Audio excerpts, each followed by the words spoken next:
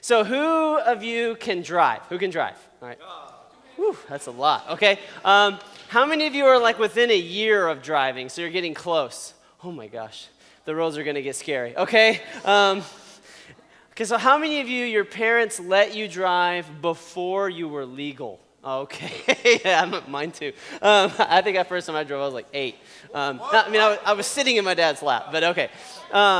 So if you can drive, and that was a lot of you, are you a good driver or are you a bad driver? Some of you say you're good and your parents don't agree, or your sister doesn't agree, or your brother. Y'all are arguing about whether you're good. Okay. So how would you know if you're good? So I discovered that people have a different opinion on what good is. See, when I was your age especially, and in college even more so, I thought good meant you were the fastest one there, okay? The faster I got there, the gooder I was, okay? Good is not a word. Okay, I'm not talking about being good at English. Okay, so the faster I was, the better. That's what I thought, okay? Until I got married, and then I found out that's not right, because the whole time I'm driving, she's over going, like, holding on to stuff and, like, making these sighs. And apparently to my wife, good driving is driving as smooth as possible, okay? I mean, she takes off slower than your grandma off the line, okay? I'm like, can we please go? Okay, so we have different definitions of what's good is. I don't know, maybe yours is if you didn't break any laws, then you're a good driver. You stayed in the speed limit. You didn't go 5 over the speed limit. Whatever it is, it's like you got what it makes you good. But I would tell you that you're not a successful driver if you don't get to the location you were hoping to get to, okay? And for whatever reason, you have an accident, a car accident, I want to specify, and you don't get there all the way, okay? And you don't get there, that would be not good, okay? If you made too many wrong turns and you never found your location. I was riding with a friend one time, we're going to a movie, and he turned wrong and went down the wrong street, and we were late to the movie, we didn't get to watch it, okay? So if you got to get there, you got to get to the destination, that means you're a good driver. Now, if after service I came up to you and I said, hey, I'm going out to eat, and if you come, I will buy your food. And you were like, I'll come. And I was like, cool, I'll see you there. And I get in my car and leave. But I didn't tell you where. See, then you would have a problem. Okay, like if you could follow me maybe. But if I left before you realized it, and you get out and you get over there and you're getting ready to turn right onto Wilshire, or left, you're like, wait, is he going to eat that way? Is he going to eat that way? Is he going to go that way? You wouldn't know. You could drive around. You might find me. You might not find me. Maybe you don't know what my car is. Okay, and so you would just be driving around knowing that there's something good out there, but you wouldn't know the destination. You wouldn't know how to get there. So we've been talking about kind of getting somewhere, because you're going to get somewhere or not. Everybody, though, when you drive, for example, everybody ends up somewhere. If you go out on the road, you're going to end up somewhere. Now, in life, you can end up somewhere, too. Maybe you don't know where that is. Maybe you're driving around trying to find it and you can't seem to find it. But everybody ends up somewhere. So you're going to end up somewhere in relationships. That's right. In a year from now, your relationship status will be something. It may be single. You're like, it's been forever single. Okay. It may be in a relationship. It may be it's complicated. I don't know what your relationship situation will be, but in a year, you're going to end up somewhere. In 5 years, you're going to be somewhere in relationships.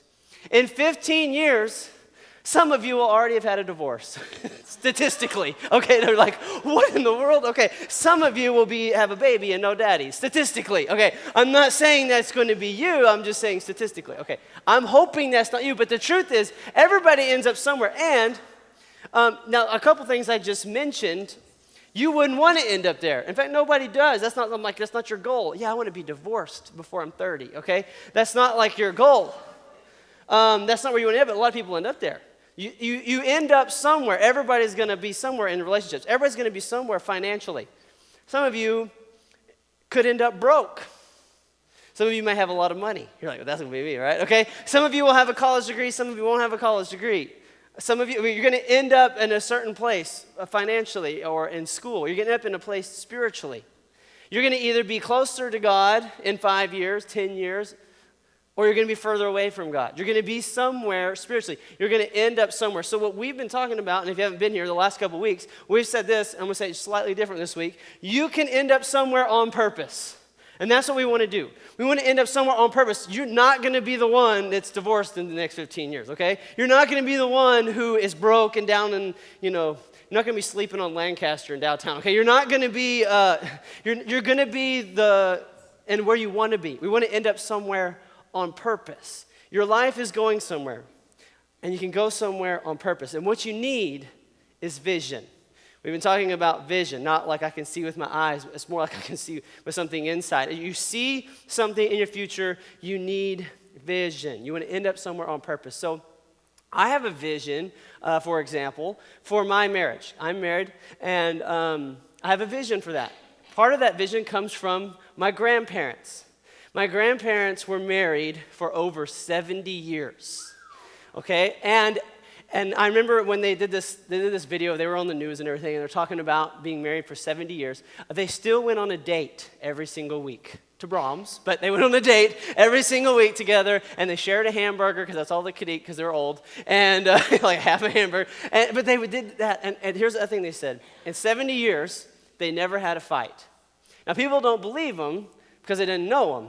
But it was true. Now, that didn't mean they never disagreed about anything. In fact, my granddad said there were times when he would just go for a walk around the block. And he would just walk around the block sometimes a few times until he got his head straight, and he came back in and they had a discussion and figured it out. But they never yelled at each other. They never fought with each other for 70 years of marriage. Now, I saw that and I heard that and I said, that's what I want to do. I want to live that way. I want that kind of marriage. So, me and my wife, we've been married for Five years. Better get that right. I might have a fight later. No, we've been married for 5 years, getting close to 6, and we've never fought with each other. And because that's a vision that we have. Now, we've disagreed, and we've had conversations, and there's been times when we were discussing something, and I was like, okay, I just need a minute. And we ended up being in separate rooms for a minute, and I always would pray. I was like, Lord, help me know what to do. And he's like, go in there and apologize. I'm like, but it's not my fault. Go in there and apologize. Oh, okay, God, okay. I'm sorry, give her a hug, okay? And we make things right, and we didn't fight. We don't yell at each other. Never once have we yelled at each other, not one time. Now, some of you, I say that, and you're thinking that's not possible because your family's not that way, right? You're like, it's the opposite. We yell every day. It's like a thing, okay? And you don't have any vision for that. Okay? Now, I'm hoping maybe some of you will start to get vision for that. And you can see, wait, because if you have vision, then you'll start to go towards something. See, that's been a vision I have. We're going to have 70 years of marriage and not ever fight. That's what we're going for. That's our dream. And so you need vision. Vision helps you end up somewhere on purpose. You don't end up that kind of a situation on accident. In fact, most of the things that are good in your life, you don't get there by accident. You don't end up having a good amount of money by accident. You don't make good grades by accident, okay? Oh, I don't know how I got such a good grade, okay? Maybe occasionally on a test you circled all the right ones. But for the most part, that doesn't happen by accident, okay? You have to get there on purpose. And the word we've been talking about is this, it's vision. It's you see something in your future, okay? You know what you want. It's your vision that you're going towards. We've got to have vision. If you don't have vision, you just end up somewhere. It's like getting in your car and let's see where I go. You might end up somewhere good. You might not. You don't know. So you want to have vision and go. So we talked a little bit last week about how vision happens. And we said this. Vision is born when you become consumed with the tension between what is and what could or should be. In other words, here I am in my life. This is what is. This is the place that I'm at. And I can see something off in the distance maybe. Maybe it's not too far. Maybe it is a long ways off. And that is what could be. That is what maybe even should be in my life. I'm looking at what is, and I think about what could be. So maybe you would say, what is I'm a very unhappy person. I'm depressed most days. And you might say, I can see a vision of myself. I see myself. I dream about myself having a time when I am happy, when I'm not depressed. I'm a stressed out person. I see a me that can handle stress often over there. I feel like I can get there. I can become that. It's a vision that you have. I'm addicted to something. That's what is. And what should be, what could be is that I'm free of that. And I don't struggle with it. And I see that in myself. And maybe I feel like that's going to take a long time to get there. I'm not anywhere near that now. But I can see that that's a place that I want to be. It's a place that I could be. It's a place that I should be. I'm broke. I see myself not being broke, okay? I have really bad grades, okay? My average can be shown on 2 hands, okay? I have really bad grades. Way over there is good grades, okay? And maybe I can see myself. But you have to have vision. It's something that you're going towards. It's not just a dream. It is a dream, but it's a dream that there's that tension in your heart. There's this desire to go towards it. and you get vision. You need vision for different areas of your life. You see what is, and you see what could be. That's when vision begins in you. So, last week we talked about getting God's vision for your life. If you missed last week and you want to know how to get God's vision, it's on the website, iHeartAmplify.com. Just go watch it, okay? Because I'm not going to go into all that again. That was last week. We talked about getting God's vision for your life. There's personal vision, okay? You might be like, I want to get a car. And that's a vision that you have. I want a new cell phone. That's a vision you have, okay? I want six-pack abs, okay? That's my wife's vision for me, okay? Keep on dreaming. All right, but I'm just kidding. Yeah, probably not going to happen. But anyways, there's a vision that you have, okay? You see it, what you want, okay? That's like a personal thing. But there's also, and those are good things, you should have those. There's God's vision for you. And they may include some of those. They may be his vision for your career, his vision for relationships, okay? God's vision for all kinds of different things in your life. How about God's vision for you to have peace? God's vision is for you to be happy. That's a step that he has for you. So when we have these things, and maybe you have vision for your life, you're excited about certain things in your life, the next thing we have to do, and we showed these last ones, one more time, okay? You've got to take steps. So if I'm here, this is what is, that's what could or should be. I don't just appear there. Okay, if you're broke, you don't just appear in money, okay? If you are making bad grades, you can't just tomorrow have all A's, okay? If you have what is, and that's what should be, then there's going to be steps, okay? So if I decide I'm going to save for a car, I have no money, I'm going to save for a car. I need a car, I need to go places, okay? So the first step would probably be get a job, okay? I got to get a job. And so I get a job. That was a step. Now I'm starting to make money. Now I got to have a savings account that I start putting my stuff in so I don't just waste it all. So I get me a savings account. And then I start putting my paychecks in that savings account, right? And I'm starting to take steps towards that goal, towards that vision. I see myself in that car, okay? And so I don't know, I'm saving, okay? And eventually, after a while, I'm going to end up at my vision, okay? Now then there's some other types of steps. Because this happens. So you're going along, and you've been saving and saving. Oh, that new iPad, that is so nice, okay? And so then what ends up happening is you buy something else, okay, like if you're still saving for the car, and you take a step in the other direction. You took the savings that you had, and you went the other direction, which is why this verse that we've been looking at for the last 3 weeks is so important. Where there is no vision, the people are unrestrained, but happy is he who keeps the law. Where there is no vision, when I don't have something I'm looking for, it says I'm unrestrained. So when I'm restrained, I'm keeping myself focused. I'm restrained on this. I'm not going to waste my money on stupid things. I've got a goal of what I'm spending on. Okay, if I'm still talking about the car here, okay? I'm not unrestrained. Oh, I'm just going to go buy this. I'm just going to go buy this. I'm just going to buy this, okay? And whatever your vision is, it helps you focus in and get your life going in the directions you want to be. Whether that's a closer relationship with God, whether it's free from an addiction, whether it's happy for the first time in your life. Whatever that is, it's your vision, it restrains you, it keeps you in that, and it says, happy is he who keeps the law. So, that caught us up. Whew, that was 2 weeks worth of messages right there. All right, so now I want to show you just a couple of things we're going to talk about. Okay, just a few things here that keep you from your vision. Things that keep you from your vision. So you have a dream. You have a hope. I want to be there someday. I want to graduate from this college. I want to get this kind of a job. I want this kind of a relationship. You've got a dream. You've got a vision. What keeps you from getting that? We're going to talk about those really fast. These would be worth writing down. All right, here we go. Listening to criticism. If you get a vision, you get a dream, guess what is likely to happen? Somebody's going to tell you you can't do it. Somebody's going to tell you you're not good enough. You've probably heard about the story in the Bible of David and Goliath, right? David and the big giant, okay?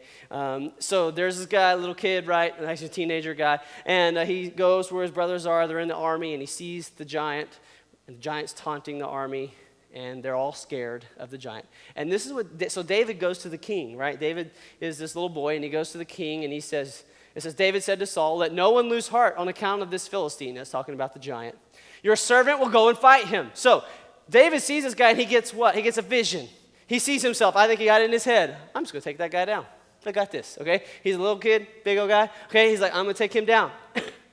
Got a vision. Now, watch what the king says back to David.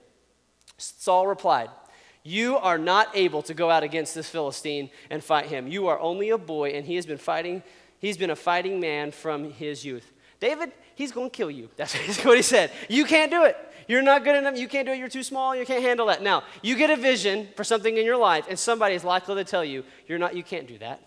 Nobody in our family's ever done that. That's the stupidest thing I've ever heard. Hey, I got this dream. I'm going to start a business someday. Oh, come on. Where are you going to get the money? Come on. Hey, I'm going to go this. I'm going to have this happen. Oh, whatever. I want to be in a relationship where we don't fight. Oh, come on. All relationships fight. You can't do that. Criticize. If you get a vision, you're likely to get criticized. And you cannot let that stop you from moving towards your vision. When my dad got called to be a pastor, okay, he was like a teenager, older teenager. He decided he was going to go and be in ministry. Okay, all his family, like his other brothers have doctorates, okay? And he's going to go and he's going to become a pastor. And when he told his family that, they told him that was a bad idea. That he was going to be poor his whole life. His family was always going to be wanting, and he shouldn't be a pastor because you don't get to make money doing that. And now, his family's wonderful, okay? They support him and all that kind of stuff. But this is the thing. They did not have his vision. See, my granddad was an attorney, and his dad was a pastor, and his dad was poor their whole life. They had almost no money. They ate like bologna every day, that kind of stuff. Okay, they had no money, and so his vision of pastor is terrible. But my dad had a vision, and so he went towards his vision. He got criticized, but he went towards his vision. You get a vision. Somebody's likely to criticize you, but you got to keep going towards your vision. So this is what David says back. The Lord who delivered me. The Lord who delivered me from the paw of a lion and from the paw of a bear will deliver me from the hand of a Philistine. Now, David he was a shepherd, okay, and one day a lion came, and he was like, okay, to the lion. I don't know how he did it, but he beat up the lion, okay? And then a bear came, and he beat the bear. Now, I don't know about you. If I was him, I would have been like, here's a sheep, bear. Okay, like, take that one. I'm out of here, okay? I've been throwing my sheep at him. But David, no, he just took on the bear and took him out. And he said, the same God that did this for me, he's going to deliver me from this. He knew, he had confidence in the Lord, that the Lord had given him this vision, and he's not going to let criticism tell him he can't do it. And so he went for it. And we should too. If God's given you a vision, don't let anybody tell you can't do it. The Lord saved me. He can get me to there. So don't let criticism stop you. Here's the next one, giving in to fear. Everybody else in that army was afraid. Everybody else in that army had the Lord on their side. They were all God's people. Only one of them overcame their fear to go towards the vision in that situation. And if you decide to go towards your dream, towards your vision, you are going to have fear at times. You're going to be going along and go, what if this doesn't work out? You're thinking about taking that next step. You're like, what's going to happen? Let's just think about some practical things. Okay, this is one I hear all the time. Well, I know that, so let me just give the vision first. The vision is to be in a good relationship with a godly person, okay? That's my vision. And I know that the relationship I'm in is not that. So I need to get out of this relationship. But I'm scared that if I end this relationship, which is taking a step towards what I'm supposed to be in, if I end this relationship, what if I don't find anybody else? What if I'm alone? What if I don't have anything? What if I make the wrong decision? And they get all this fear, and so what do? They just stay in the relationship they are, and they never move further towards that because they're afraid. They're afraid. And all kinds of, I don't want to apply to that school because I know I won't get in. I'm afraid of rejection. I'm afraid of failure. And just so many different things we say, I want to go towards this, but I'm afraid. If God's given you a vision for something, go for it. Let him back you up. You don't need to be afraid. You got to take a step towards your vision. Got to not be afraid. Okay. My favorite one. Shiny things. Shiny things, okay? This will keep you from your vision. Shiny things. What do I mean by that? Have you ever been to a mall with a girl? Okay, some of you girls, that's duh. Okay, so I'm in the mall with my wife. We're going to go and we're going to buy something for a person. We are there to buy for somebody's birthday. And we're walking through the mall and she goes, ooh, that's so nice. I want this. Okay? And suddenly, shiny things, okay? And she gets pulled aside from the vision. We're going towards that. That's what we're going to go buy. So, this is in so many areas of life. If you decide, okay, I'm going to save money for something. I'm going to save money for college. I'm going to do this, okay? I have some friends who are trying to get out of debt, okay? And so they're trying to save money or something. They're going along and they're taking steps. And all of a sudden, I want that. Okay, I want to buy that. That looks so cool. Oh my gosh, the new one, mine is old, okay? And whatever. And suddenly, shiny things. And they completely derail, okay? They make you take at least a step to the side or take a step backwards. And they keep you from sometimes going. You got to watch out for shiny things. For some of you, I need to say it like this. Skinny things, okay? Maybe your thing is curvy things. I don't know. Okay, whatever it is. But here you go again. We're like, I've been talking a lot about relationships, and maybe it's for somebody, okay? You've got a vision. Okay, I want to be in a relationship with somebody who loves the Lord. I can worship with them. I can feel comfortable standing next to them and worship with both hands in my air, never worry about a thing.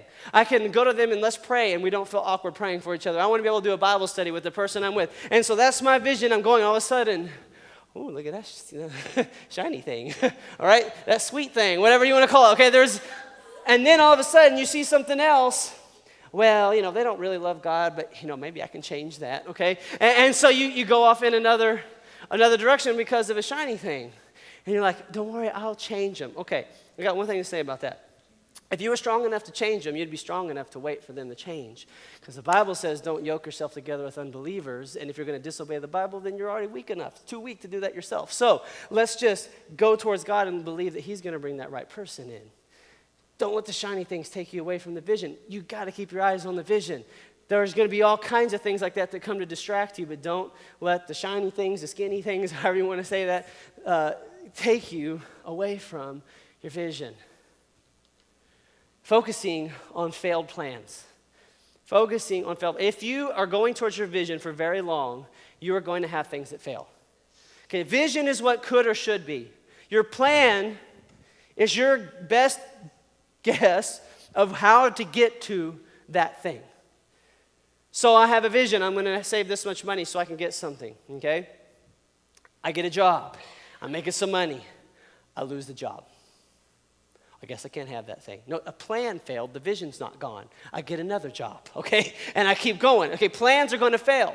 Things that you thought are going to, I had this vision, I'm going to go get this degree and get this kind of job. And so I apply to this school, I get rejected. Well, I guess I'm not doing that. No, you're going to apply to another school. Maybe not the school that you were hoping for first, but I'm going to find another school. Maybe I'm going to go to a smaller school, and I'm going to do really, really good and get my grades there so that a better school will let me transfer to them. Oh, you got all A's in a junior college? Fine, now you can come be a part of our school. And you say, I got to take another vision. That plan failed. I'm going to find another one. Well, you know what? I'm in this relationship. This has got to be the one. I got to be the one. And the relationship ends.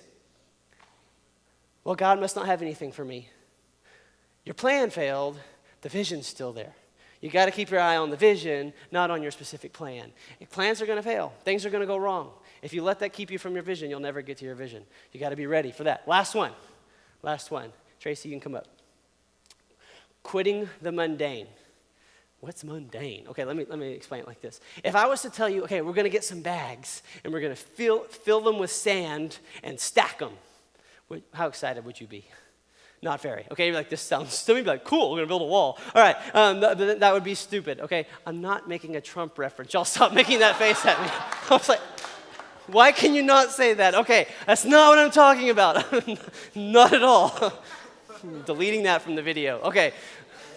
No, okay, so you're like, this is stupid. Why are we doing this? Okay, now, if, though, there was a flood coming and it was going to wipe out your house and all of your stuff was going to be just, soaked and completely destroyed. But we could get some sandbags and build a barricade around and save your house. We'd be like, let's get this sand going. Okay, no, you would have some purpose behind it. All of a sudden, filling a sandbag and stacking it would be okay. You would have a purpose behind it. And here's what I'm saying this. Okay, if you're trying to get good grades and Monday night you're studying, and Tuesday night you're studying, and Wednesday night you study and then go to church and then go back and study, okay? And then you study, and sometimes this gets tiring, doesn't it? One more night, one more mundane thing, and we got to realize that's going to feel mundane. Hey, I'm trying to get close to God. Matthew chapter 1. Okay, I read my Bible this week, okay? And it's time for Matthew chapter 2, and you did it again. You're like, Matthew chapter, I'm so tired of reading. I don't understand it. Matthew chapter 2 wasn't even interesting at all, okay? And Matthew chapter 1 was half names. Why am I reading this, okay? And so I'm like, but I have a vision. You see, if we look right here, this looks so small. I mean, for your vision, it might be like 10,000 steps, okay, to get to where you're hoping. And you're looking at this going, I am never going to get there, okay, because it's so mundane. We got to do these things, but we have to focus on the vision. We have to keep our eye on the vision. Yes, this is important. You can't quit these. If you quit these, you never get there. But these don't motivate me. The vision motivates me.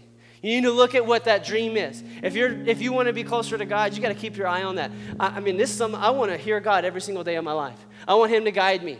I want to know his will, okay? And so I've got my vision. And yeah, so that means I'm reading my Bible. And sometimes I'm bored by it. And sometimes I don't understand it. But you know what? I've got a vision I'm going towards, a dream that I'm going towards, and I'm going towards him. And I don't know what your vision is and what God's put in your heart. But you've got to keep your eye on that vision if you're ever going to get there. If you keep your eye on it, you'll stay motivated. You'll be excited to do it. You'll get there. So, what's keeping you from your vision? The dreams that God's put in your heart. What's keeping you from that? Is it criticism? Somebody told you can't do it? Are you afraid to take the next step because you might fail? Is there a shiny thing? Okay. Is there failure that's happened and you thought, well, I guess I can't. I'll never get there. Are you just tired of just the day-to-day part of it? You need to remember this. God has given me a vision. You can say this to yourself. God has given me a vision. Nothing will stop me from getting there. God has given me a vision. I'm going to be free of this thing. I'm going to get there. I'm going to have that. That's going to be a part of my life. That's where I'm going to be. God has given me this vision. And nothing is going to stop me. Nothing is going to stop me from getting there. I believe that for you. Some of you desperately need it because you can't keep living like you are. Where you are is not okay. And you see what could be and what should be, and I want you can get there. You got to keep your eye on the vision and believe that God is going to get you there. So we're going to end tonight. We're going to sing part of a song, and then we're going to stand. And while we're standing, if you want prayer, I want to encourage you to go to back and get prayer. There's going to be people back there to pray with you because some of you, you're sitting here and you're going, I don't even know what the next step is. Or I know what the next step is, and it's like 20 yards that way, and my legs aren't 20 yards, y'all. Okay, I can't get there. It's impossible to get to that next step. You need to get some vision from God. You need to get some guidance from God and let him direct you and take you to that next step. So if you want prayer for this or you want prayer for anything else that's going on in your life, let somebody pray with you. It's not embarrassing. It's not weird. We all need prayer at times. So let's be ready if you want to have God do something in your heart or in your life. Father, we thank you for the vision that you give us, for the dreams for our future. I pray that you would put vision in the hearts of every person here. And I pray that we would not let things get in the way and stop us from achieving and getting to the place you want us to be. I thank you for it in Jesus' name. Amen.